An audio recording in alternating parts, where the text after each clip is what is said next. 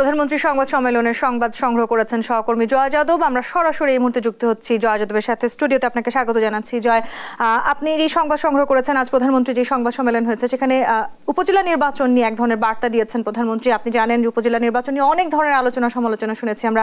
প্রধানমন্ত্রী কি বার্তা দিলেন জানতে চাই আপনার কাছে।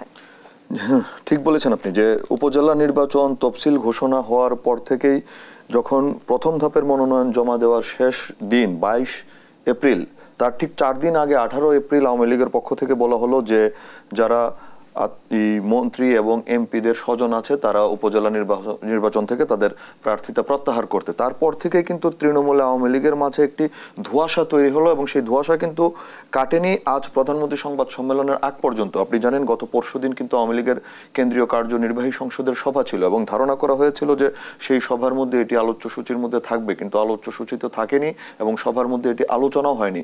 আজকে এই প্রসঙ্গেই প্রধানমন্ত্রীর কাছে আমাদের সাংবাদিকদের পক্ষ থেকে এই প্রশ্নটি করা হয়েছিল যে এই উপজেলা নির্বাচনে যখন আপনারা তৃণমূল এই বার্তা দিচ্ছেন, এখনো এই এমপি এবং মন্ত্রীরা তাদের সেই কথা শুনছে না এবং তাদের স্বজনরা কিন্তু এখনো নির্বাচনে বহাল আছে, অর্থাৎ তাদের প্রার্থিতা আছে। প্রথম ধাপে 8 তারিখে নির্বাচন হবে এবং 30 এপ্রিল কিন্তু দ্বিতীয় ধাপের মনোনয়ন প্রত্যাহার হয়েছে, কিন্তু তারপরও স্বজনরা প্রার্থিতা তাদের বহাল রেখেছে। কিন্তু আজ প্রধানমন্ত্রী একটি বিষয় পরিষ্কার করলেন যে স্বজন বলতে কারা।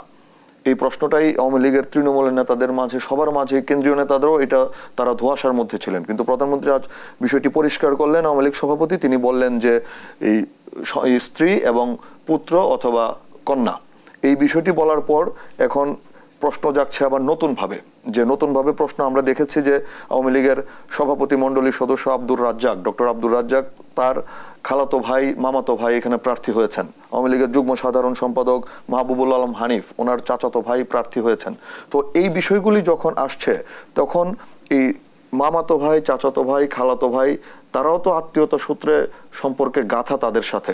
এই ক্ষেত্রে কিন্তু কোনো সদুত্তর এখান থেকে আসেনি এবং তাহলে আমরা এখানে আন্দাজ করতে পারছি যে শুধু স্ত্রী এবং পুত্র সন্তান হলেই প্রার্থিতাটা প্রত্যাহারের জন্য এই নির্দেশনাও বলবো না, একটি আভাস দিয়েছেন তিনি। এই যে স্বজন কারা এটি নিয়ে যে ধোঁয়াশাটা ছিল, সেই ধোঁয়াশা অনেকখানি আসলে আমরা আজকে কাটিয়ে উঠতে পারছি। এই আভাস রাজনৈতিক নেতৃত্ব, আপনি জানেন আওয়ামী লীগ সভাপতি কিন্তু প্রায় 43 বছর যাবৎ এই দলটির তিনি সভাপতি এবং খুব পৃথিবীতে যত রাজনৈতিক দল আছে সবগুলির মধ্যে আপনি যদি ভারতীয় কংগ্রেস দেখেন, কনজারভেটিভ পার্টি দেখেন, ব্রিটেনের লেবার পার্টি দেখেন, সবগুলি পার্টির মধ্যে কিন্তু যারা 50 ঊর্ধ্ব রাজনৈতিক নেতৃত্ব দিচ্ছে বা দল হিসেবে আছে, বাংলাদেশ আওয়ামী লীগ কিন্তু তাদেরও একজন এবং এই আওয়ামী লীগের প্রায় এবার 75 বছর হবে। 75 বছরের মধ্যে কিন্তু প্রায় 43 বছর শেখ হাসিনা সভাপতি।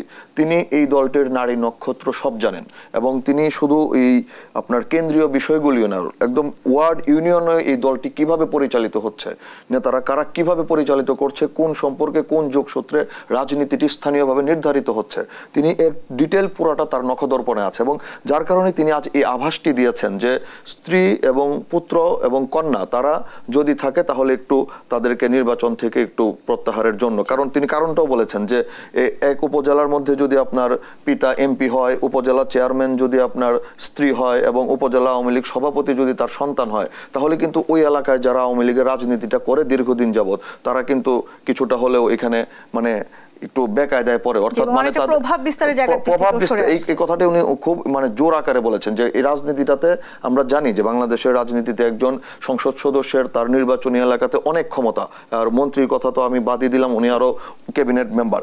তো এই প্রভাবটা যেন উনি এখানে সৃষ্টি না করতে পারেন, ভোটাররা যেন ভোট দেয়। আপনি জানেন ভোটারদেরকে কেন্দ্র আনার জন্য কিন্তু আওয়ামী লীগ এবার আপনার জাতীয় নির্বাচনে তার স্বতন্ত্র প্রার্থিতা উন্মুক্ত রেখেছিল।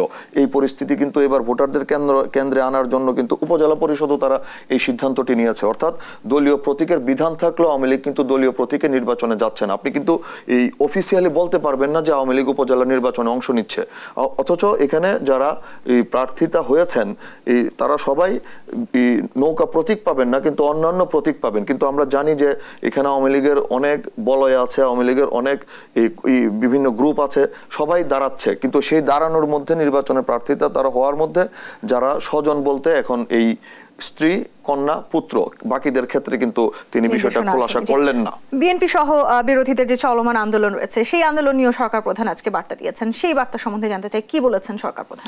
এখানে প্রশ্নটা শুরু হয়েছিল, আসলে আমি সংবাদ সম্মেলন ছিলাম, প্রশ্নটা হয়েছিল গত পরশুদিন কিন্তু আওয়ামী লীগের কেন্দ্রীয় কমিটির সূচনা বক্তব্যে কিন্তু এই প্রধানমন্ত্রী বা আওয়ামী লীগ সভাপতি বলেছেন যে অতি বাম এবং অতি ডান এক হয়ে তারা এই আওয়ামী লীগ সরকারের পতন ঘটাতে চায়।